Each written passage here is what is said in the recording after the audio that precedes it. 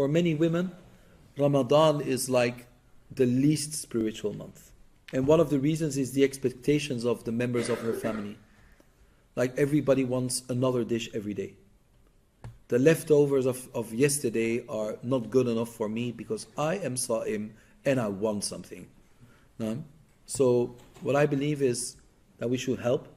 If Allah gave you money, a lot of money, you can buy a meal every day for the family.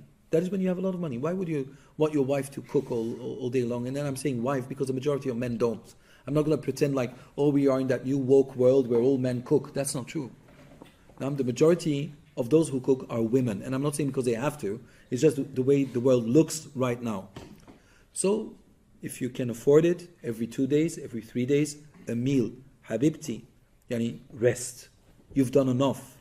So that she can concentrate on her own spiritual development. Because very often, the spiritual development is only for the man. A woman wakes up and since the very morning, everybody wants a different dish. Like the child says, no, I want pasta today, or biryani. And the husband says, no, I want lasagna, or whatever. So everybody wants something different. And the cookies that are never made, they are made in Ramadan. So all of a sudden, it's kitchen day. Ramadan is kitchen month. That is not Ramadan. Of course, there is that atmosphere. It should be beautiful. But please, remove that. At least every 3 days, either you cook. Like I have a cookbook where I look into, and then I say, okay, I will make something simple, but it makes them happy. You know, when a woman eats somebody else's food, she's always happy because she doesn't have to prepare it herself. You know, and she doesn't, when she looks at her food, it's the result of pain, right? Okay, let me just eat it. But the small thing that you make will make her happy. So that's why every 2 days, 3 days, cook yourself.